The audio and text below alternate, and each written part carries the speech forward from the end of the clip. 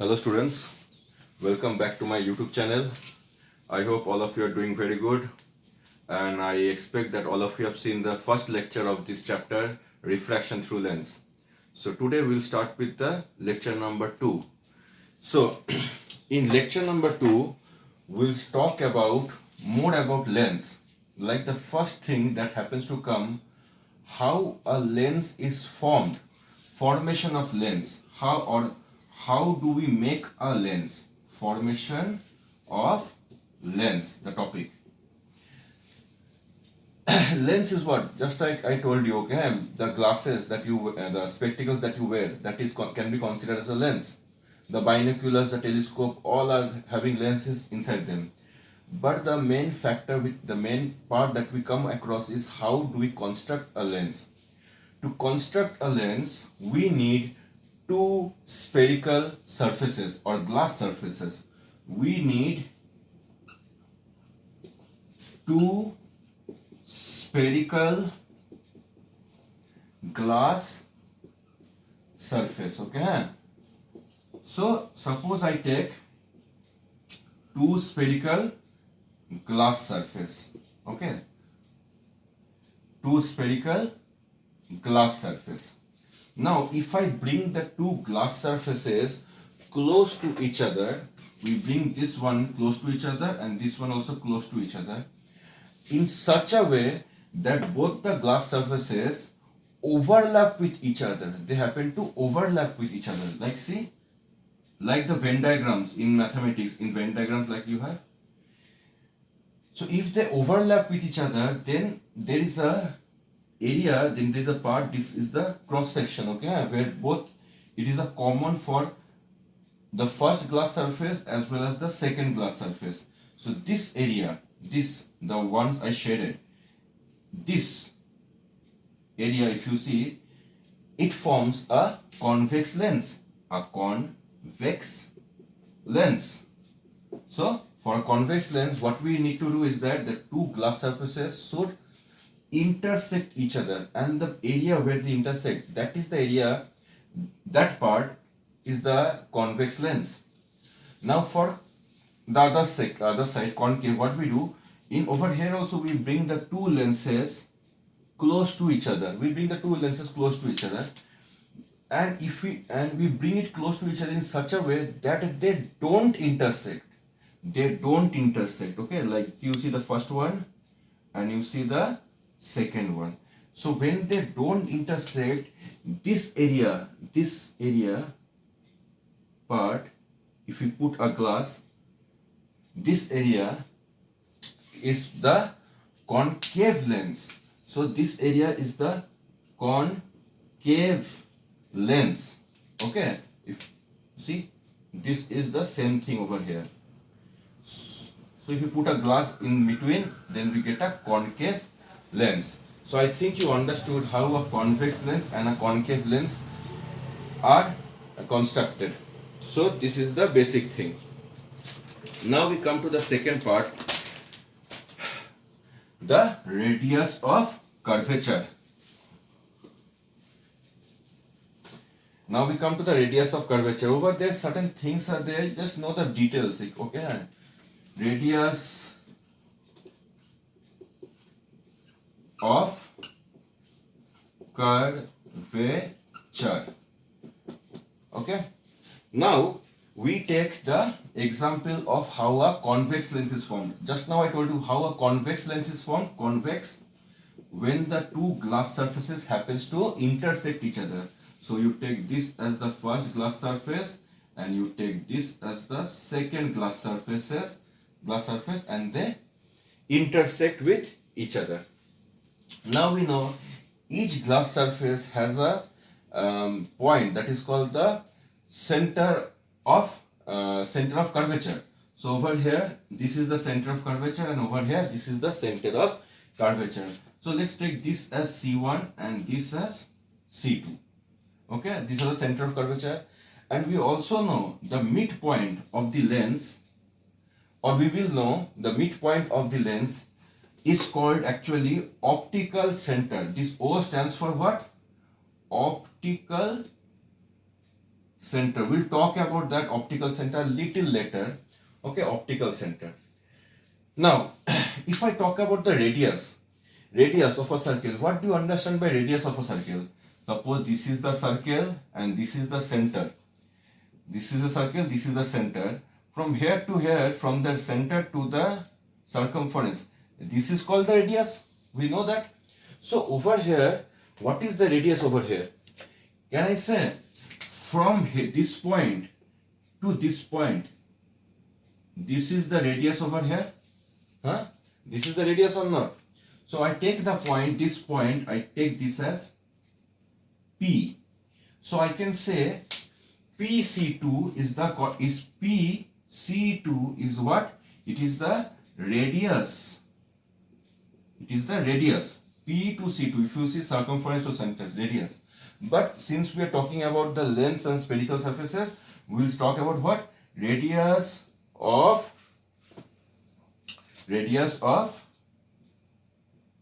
curvature. This is called the PC2 is called the radius of curvature.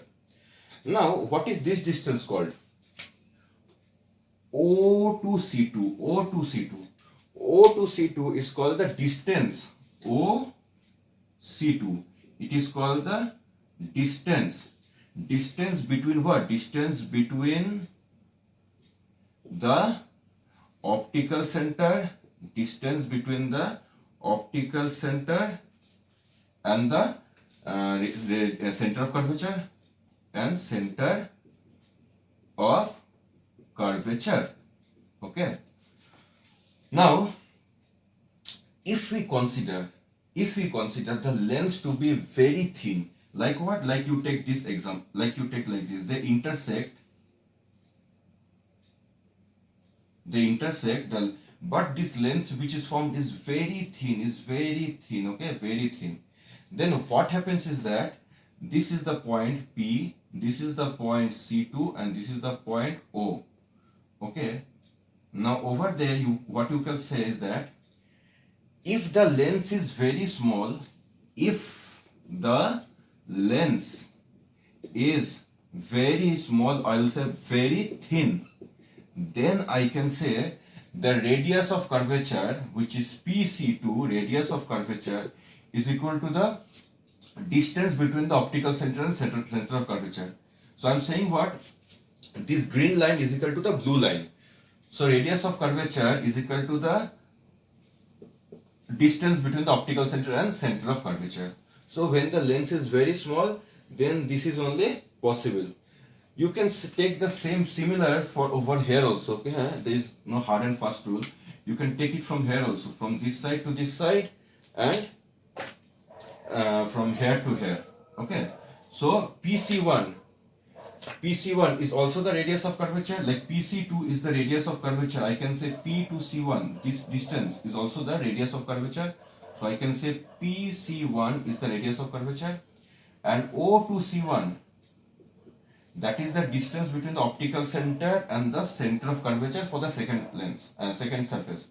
So over here I can say this distance PC1 is equal to OC1. So I can say PC1 is equal to OC1 only when the lens is very, very thin, otherwise not possible. So this is for convex. In fact, for concave also you can do the same thing. In fact, for concave also you can do the same thing. Concave, this and this. This is suppose say this is C1 and this is say C2, and this is the optical center O, and suppose I take this point as P. I hope you can see the point P. Okay, this point is called the P. Now I am saying what? PC1 is the radius of curvature, like PC1 is the radius of curvature, and OC1, it is what? It is the distance. OC1 is the distance between the optical center and the center of curvature. If the lens is very thin, then the same thing, O to C1 is equal to PC1. O to C1 is equal to PC1. Means what? Radius of curvature is equal to the distance between the optical center and the center of curvature. Only when the lens is very thin, then only we can say that. Okay, lens is very thin, like this. Lens is very thin. So this is C1, this is O, and this is P. So OC1 is equal to PC1 only when the lens is very thin. Normally you can see this distance OC1 is a little more than PC1. PC1 is a little less and OC1 is a little extra. Okay, this part is this is the extra part. But if the lens is very thin, then we can ignore that extra part because it will be very minute, some small millimeters, 1 or 2, which we can ignore, and that is how. And if we can ignore that, then we can take this condition that PC1 is equal to OC1. I hope you understood the radius of curvature part. Next comes the principal axis, which is very easy to say. Principal axis. What is principal axis? Suppose I take two lens. This is C2, this is C1, or otherwise also you can take this C2 or this is C1 and this is C2. Then this line, the line joining C1, C2, this is called principal axis. Okay, so this is called principal axis. I hope you understood the principal axis part. Now we come to the next part, that is called the optical center. Optical center. Now, optical center. What is optical center? There is a big definition written in your book. I am also going to write the definition.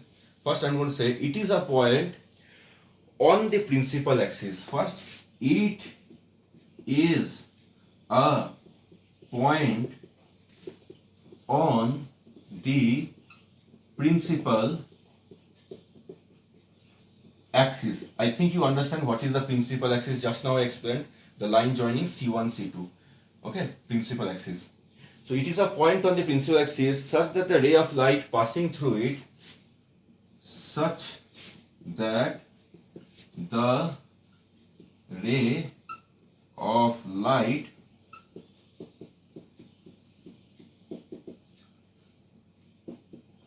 passing through it emerges parallel to the direction of incidence. Emerges parallel to the direction of incidence. To the direction, emerges parallel to its direction of incidence. Now here is a big definition given about the optical center.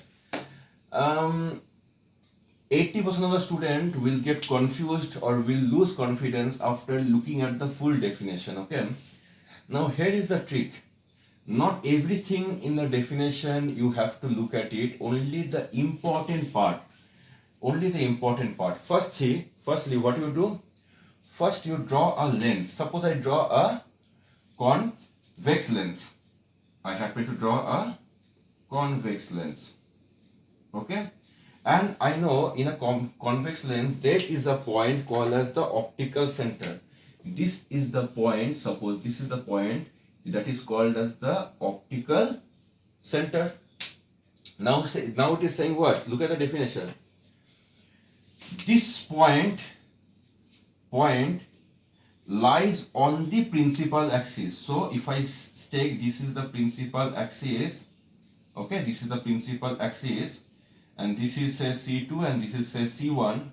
So this optical center lies on the principal axis because this blue line indicates principal axis. Now after this, what is done? A ray of light passing through it. A ray of light passing through it. Suppose there is a ray of light trying to pass through it. Okay, trying to pass. Okay, wait a second. Now it's coming. A ray of light is trying to pass through the optical center. Okay, so a ray of light passing through it means it is trying to pass through the optical center. But I think you know what will happen once the ray enters the glass from the air. Once it goes from the rarer medium to the denser medium, the ray is obviously going to get refracted. So if I draw how it will get refracted, I think you know we have to draw a normal. So suppose this is the normal. So, and we know what will happen. The ray will okay, this normal is not like this. The normal is supposed to be like this. I think the normal is supposed to be like this. Now the ray will, what will happen? The ray will pass rarer to denser. It will pass towards the normal. So it will supposed to pass like this, but it will pass towards the normal. Okay, it will pass towards the normal. And again over here, it will, again if you draw normal, it will pass away from the normal. So these are the things, okay. It will pass away from the normal. Because this refraction takes place, because of that, this thing happens. We have learned that in the previous classes, okay. Where we know if a ray passes through a glass slab, there is a certain kind of distance which happens to come out, okay. So this is the emergent ray, this is the incident ray. And if we happen to extend the incident ray forward, now you can say the emergent ray and the incident ray, they are parallel to each other or not. So that is what they said, okay. When the ray of light is passing through it, this ray of light is trying to pass through it, it is emerging parallel to the direction of incidence. This dotted line is the direction of incidence. Now emergent ray is parallel to the direction of incidence. So this is how they define the optical center. My diagram is a little wrong, okay. This will go inside. You can see the book and you can just check it out, okay. This is a little difference given in the book. I hope you can make these changes. But the important thing is you can understand the definition or not. That now what the definition says is very good, but consider the ray, consider the lens to be a very thin lens.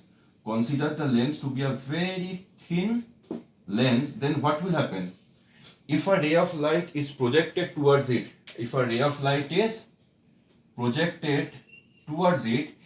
okay, it will get deviated, but the deviation is going to be very, very small, and we can ignore that deviation. So we can say if the lens is very thin, the ray is going to pass undeviated. You can see the ray is passing undeviated only when the lens is very thin. So I can say if the lens is very thin, then if the lens is very thin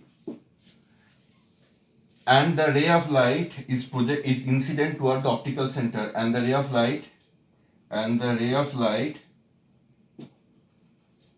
passing through the optical center, the ray of light passing through the optical center will pass undeviated. Okay, you can see the ray is not changing the direction. In case of a thick lens, then it will happen, this ray will come over here, it will shift, then it will come, okay. So in case of a thick lens, there is a deviation, okay, there is a lateral shift. I think you know what is a lateral shift. This distance is called the lateral shift. In case of a thick lens, the ray will get deviated and we will have a lateral shift. But in case of a thin lens, there is no lateral shift and the ray will pass undeviated. Okay, both the situations the ray is passing through the optical center, then only this thing happens.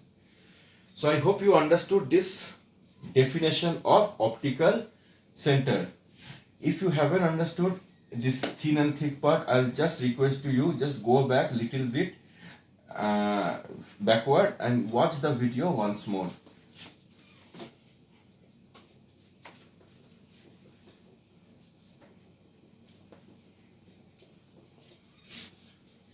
Okay, now we come to the very important part over here. The very important part for this chapter is this one. Focus. Very important, focus. Now focus is what? Focus is a point on the parallel axis, on the principal axis, where rays converges or appears to converge. A focus, it is a point on the principal axis where the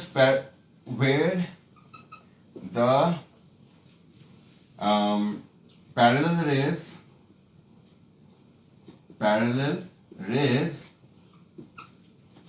incident towards it converges or appear to converge. Okay, now this is one definition of focus. Okay, again I'm telling you, by looking at the definition or by reading the definition, you might not have any clue that what is this written. So try to understand it in the diagrammatical way. So suppose I take a principal axis. And I happen to draw a convex lens. Convex lens. Okay. Now what they are saying? Firstly read this part. So it is a point on the principal axis. A focus is a point on the principal axis where the parallel rays incident towards it. Means what? There are some parallel rays. See, this is the parallel ray. Second one, third one, and fourth one. So these are 4 rays which are parallel towards. So these 4 rays are parallel. Okay, parallel rays incident. These 4 parallel rays are incident towards this ray. Okay, as per the definition, parallel rays incident towards it. It means it refers to the lens. Okay, so these 4 parallel rays are incident towards the lens. After that, what happened? It converges. So the ray happens to converge, because you know a convex lens, the property of a convex lens is to what? Is to converge. The function of a convex lens is to what? Is to converge. So these rays will get converged towards a particular point, and this point is called as focus. Now there might be a question coming to your mind, sir, what will happen that if I take a lens like this, similar way, and now the rays are not incident from the left hand side, rather they are incident from the right hand side, then what will happen? Then I will say the same thing will happen. The rays will come and the rays will converge. The rays will come and the rays will converge. These rays will come and converge. So you can see the rays gets converged to a particular point. Now here comes a big confusion, that if I have a convex lens, there can be a focus over here. There also can be a focus over here. Means what? The focus can be on the left hand side as well as the right hand side. So that means what? That means yes, a lens does not have one focus, unlike a mirror. A mirror has only one focus, but a lens has two focus, once on the left hand side and once on the right hand side. Okay, understood? Why a lens has two focus? A lens has two focus because the rays can be incident from the left hand side, also it can be incident from the right hand side. If it incident from the right hand side, then the left hand side is the focus, and if the rays are incident from the left hand side, then right hand side is the focus. So the focus can be on any side. If focus is on any side, won't there be a confusion? Yes, there will be a confusion, of course. So if the focus is on two sides, there will be a confusion. So if there is a lens and this is the principal axis, if I take this as the focus, also this as the focus, then which focus is what? There is a confusion. So that is why we have two focus, f1, also f2. Now I can say this is f1 and this is f2. Some other person will disagree with me. He will say, no, I want to keep this as f2 and keep this as f1. So as we have two focus, which one will be first focus and which one will be second focus? The left hand side is going to be first focus or second focus, or the right hand side is going to be first focus, second focus? Here is a lot of confusions regarding this, and here that is why, to avoid the confusion which side will be f1 and which side will be f2, there are two rules. There are two rules. F1 has a rule, F2 has a rule, and by knowing the rules, we'll come to know F1 will lie on which side and F2 will lie on which side, both for concave and convex lens. So in this topic, I have covered what? A focus. A lens will have two focus because the rays can come from either side. If it has two focus, then we will have to rename it as F1 and F2. If we are renaming it as F1 and F2, which side is going to be F1, which side is going to be F2? I need to be very much decisive about that, and I need to make a particular point. No, this has to be F1, or this has to be F2, or this has to be F2, or this has to be F1. So which one F2 or which one F1? To know that I have two rules, and this is the two rules I need to understand. Okay, this is the two rules, and let me tell you, these things are very important. This thing is very important. So F1. So F1, what is F1 says? Before I go for F1 and F2, I need to explain a small thing to you. A small particular thing to you, that F1 and F2 can do what? Okay. Suppose I take a lens. Suppose I take another convex lens. Suppose I take another convex lens. I take a concave lens. I take a concave lens. I take a concave lens. Can you see? Now, what can be over here? A principal axis, again a principal axis, again a principal axis. Over here also, a principal axis, a principal axis, a principal axis. So I have 6 lens right now. Now, what are the 3 ways that the rays can enter a lens? 3 ways. First way is that the rays over here can come in a converging way. So the rays can come in a converging. You can see the 2 rays which are coming, they are coming like this way, they are converging. Over here, how the rays can come? The rays can come parallel to the principal axis, parallel to the principal axis. And over here, how the rays can come? they can come in the form of divergent. Okay. Similarly over here, how the rays can come? They can come in a convergent form, they can come in the parallel form, they can come in the divergent form. So over here also, they can come in the convergent form, they can come in the parallel form,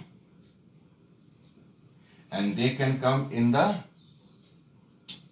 divergent form. Okay. Now, what will be the output of these 6 rays? First, tell me, this is what ray? This is what lens? This is convex. And convex can do what? Convex can converge. Huh? And this is what lens? This is concave. And concave can do what? Concave can diverge. These 2 points you should know. A function of the convex lens and the function of the concave lens. Now, these rays which are coming, which are incoming, which are incident, they are already converging. You can see they are already converging. Can the lens make it further converging? Answer is no. The answer is no. So over here, no output, because the rays are already converging. How more it can converge? This lens cannot converge anything which is already converging. So there is no output over here. Coming over here, the rays are parallel and the parallel rays can be converged. So the parallel rays can be converged. So this is correct. Over here, the rays which are incident, they are like, see, like this. So they are diverging. A diverging ray can be converged, but the diverging ray cannot directly get converged. The diverging ray, after passing through the convex lens, which has the function of converging, the diverging ray, it will become parallel to the principal axis. It will become parallel to the principal axis. Don't think it will directly converge. Like, don't think like this way, okay? Don't think that the rays will come like this way. From here it will come like this. This never happens. This is wrong. This never happens, okay? So what happens is that this rays happens to become parallel to the principal axis, okay? This rays becomes parallel to the principal axis. Over here also, now consider over here, these concave rays can diverge. Coming over here, these rays are converging. The converging ray will be diverged. So the converging ray, if it diverges, don't think from here it will become like this. No, it is not going to happen anything like this. The converging ray are going to get diverged, but the output won't be something like this. The output will what? The output will be something like this. The output will be parallel to the principal axis. So the output will be parallel to the principal axis. Coming over here, these are the 2 rays which are parallel to each other. After passing through the concave lens, they will diverge, because concave lens has a function of diverging. So they will diverge. So this is the output. Now over here, what is the output? Think, these rays are already diverging. If you can see, it is already diverging. How much more it can be diverged? It cannot be diverged. If the rays are already in the diverging mode, it cannot get further diverged. So over here, what you can say? No output. The answer is no output over here. So a converging ray cannot be converged and a diverging ray cannot be diverged. So this is what the idea you need over here. Okay. Now we come, if you have this idea, okay, next we can come with the first focus and the second focus. First focus and second focus, but let me see how much time it is. Since it is already 35 minutes, I want to keep the video short. We'll talk about the first focus and second focus in the next lecture. So till then, whatever I taught, I have taught you. Go through it. Go through your books and keep your concepts clear about physics. Even a small concept if which you haven't gone through, it can be a loophole which you might get a, for that you might not get the whole puzzle clear, because if one piece of the puzzle is missing, then the whole picture is not clear. So make sure each and every concept regarding this chapter needs to be clear, and only after seeing the video then you should go through your book, and then only the concepts will get clear, and whatever question can be asked in any form in the exam, you will be able to answer it. That is my 100% guarantee. Okay, but firstly keep your concepts clear. So we'll discuss about the focus part in the next lecture. Till then, take care. Bye bye.